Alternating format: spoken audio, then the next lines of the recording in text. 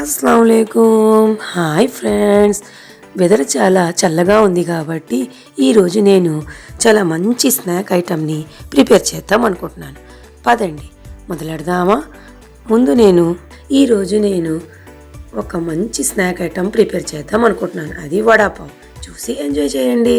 ముందుగా కుక్కర్ పెట్టుకొని అందులో 3 మీడియం సైజు బంగాళదుంపలను ఇలా కట్ చేసుకొని వేసుకోవాలి. ఇది మంచిగా మెత్తగా ఉడకాలి. తర్వాత ఈ వడాపావ్ చాలా టేస్టీగా ఉండడానికి దీనికి ఒక మంచి మసాలాని ప్రిపేర్ చేస్తున్నాను. ఇది దోశలో అయినా ఇడ్లీలో కూడా తినవచ్చు. చాలా అంటే చాలా యమ్మీగా ఉంటుంది. దాని గురించి ముందుగా ఒక ప్యాన్ పెట్టుకొని అందులో ఎండుమిరపకాయలు, కాశ్మీరీ చిల్లీ, ఇంకా కొంచెం వెల్లుల్లి, నువ్వులు వేసుకొని మంచిగా డ్రై రోస్ట్ చేసుకోవాలి. పల్లీలను వేరుగా మనం వేయించుకొని దాని పొట్టుని తీసి పక్కన పెట్టుకోవాలి.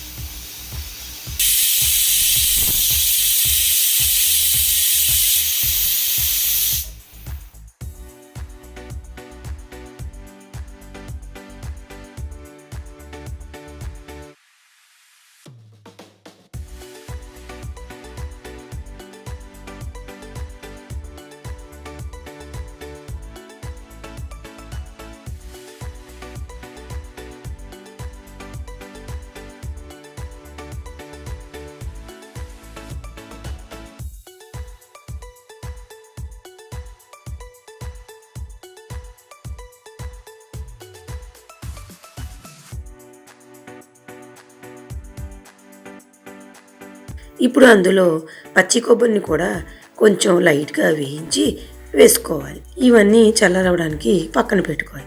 ఇప్పుడు ఒక పక్క బంగాళదుంపలు ఉడుకుతున్నాయి కదా, అది చూద్దాం రండి. చాలా మంచిగా మెత్తగా ఉడికిపోయాయి.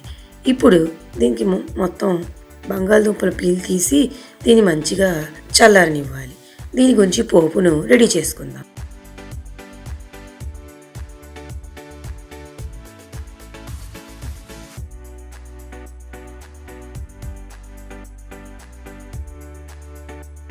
చూసారా ఎంత చక్కగా చల్లారిపోయింది. దీన్ని మరీ మెత్తగా కాదు, బరకగా గ్రైండ్ చేసుకోవాలి. ఈ పొడి చాలా యమ్మీగా ఉంటుంది. ఇందులో ముందుగా వేయించి పక్కన పెట్టుకున్న పల్లీలను కూడా వేసి ఇలా ఒక జార్లో వేసుకొని బరకగా గ్రైండ్ చేసుకొని పక్కన పెట్టుకోవాలి. ఇది ఇంట్లో ప్రిపేర్ చేసుకుంటే చాలా యమ్మీగా ఉంటుంది. ఎందుకంటే ఇది ఇంట్లో ప్రిపేర్ చేసాం కాబట్టి దాని రుచి అన్నదే చాలా బాగుంటుంది.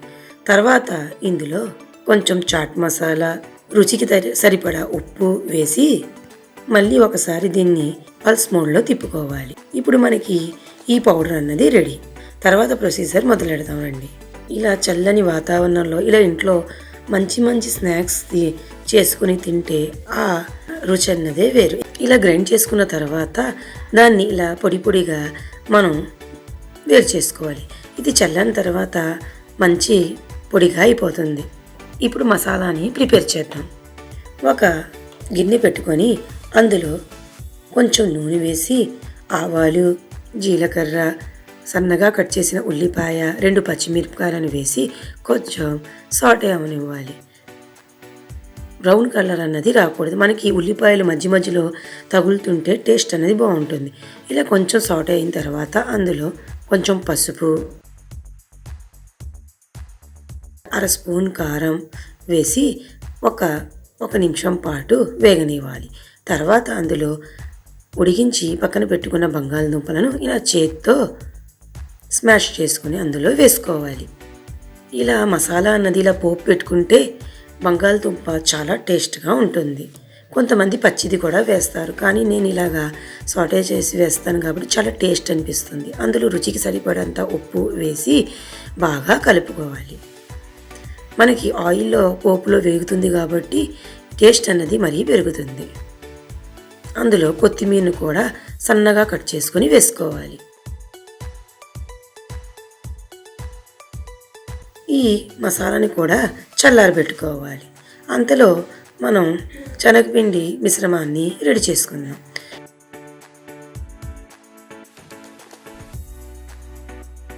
ఇప్పుడు మనకి అవసరానికి తగినంత శనగపిండిని తీసుకొని అందులో కొంచెం పసుపు, రుచికి సరిపడా ఉప్పు, కొంచెం తినే సోడా వేసుకొని, కొంచెం అల్లం వెల్లుల్లి పేస్ట్ వేసుకొని, అందులో వాము కూడా కొంచెం క్రష్ చేసుకొని వేసుకోవాలి.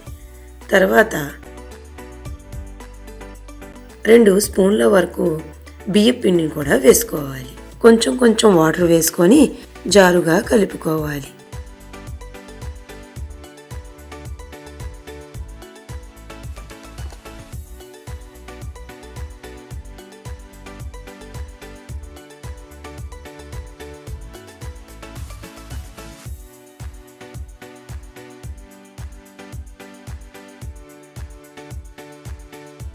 ఈ పిండిని ఇలా మంచిగా కొట్టుకోవాలి. దీనివల్ల మంచి ఫ్లఫీగా వస్తాయి మనకి.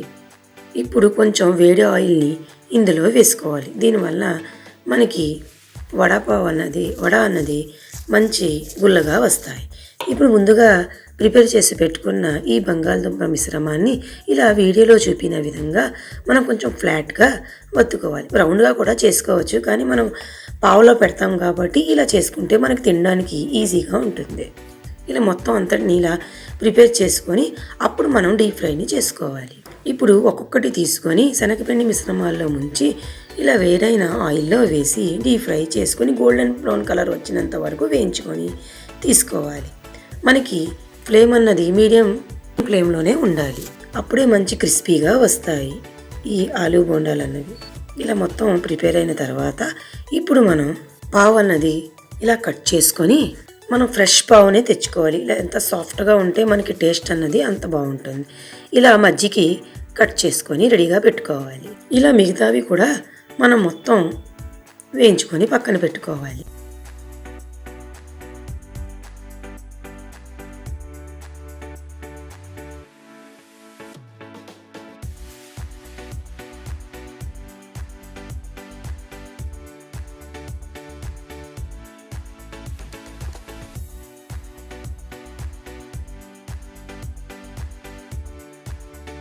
తర్వాత లాస్ట్లో మనకి ఇలా శనగపిండి మిగిలిపోతుంది కదా, దాంతో బూందీని వేసుకోవాలి. మనకి బయట కూడా వడాపావుతో పాటు క్రంచీగా బూందీని పక్కన ఇస్తారనమాట.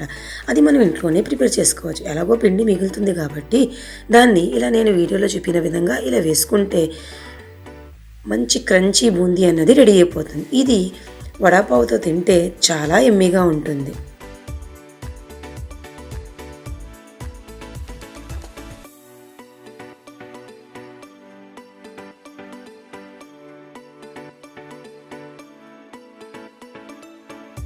అది వేగుతున్న వరకు పక్కన మనం పావు కట్ చేసుకొని పెట్టుకున్నాం కదా, దాన్ని కొంచెం కొంచెం బటర్ వేసుకొని ఇలా మనం లైట్గా వేయించుకోవాలి. ఇలా బటర్తో వేయించుకుంటే పావు చాలా సాఫ్ట్గా కూడా అయిపోతుంది, టేస్ట్ కూడా పెరుగుతుంది. కొంచెం టైం తీసుకొని మనం ఇలా ప్రిపేర్ చేసుకున్నామంటే టేస్ట్ కూడా చాలా బాగుంటుంది, మనకి సాటిస్ఫై అనేది కూడా ఉంటుంది. ఇలా పక్కన బూందీ కూడా రెడీ అవుతుంది. ఇలా మొత్తం మనం అరేంజ్ చేసి పెట్టుకుంటే మనకి వడాపావు అన్నది రెడీ. ఇప్పుడు మనం వేడి చేసి పెట్టుకున్న పావు అందులో కొంచెం ఒకవైపు గ్రీన్ చట్నీని వేసుకోవాలి. ఇది కూడా నేను ఇంట్లో ప్రిపేర్ చేశాను.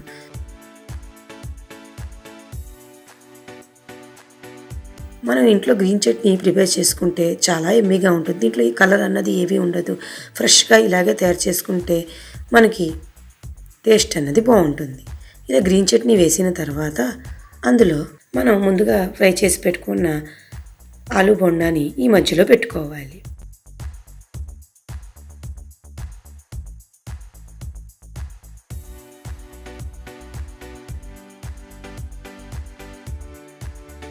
స్పైస్కి తగ్గట్టుగా మనం ఈ గ్రీన్ చట్నీని వేసుకోవాలి. తర్వాత ఆ గ్రీన్ చట్నీ పైన మనం ముందుగా తయారు చేసి పెట్టుకున్న ఈ వెల్లుల్లి మసాలాను కూడా ఇందులో వేయాలి.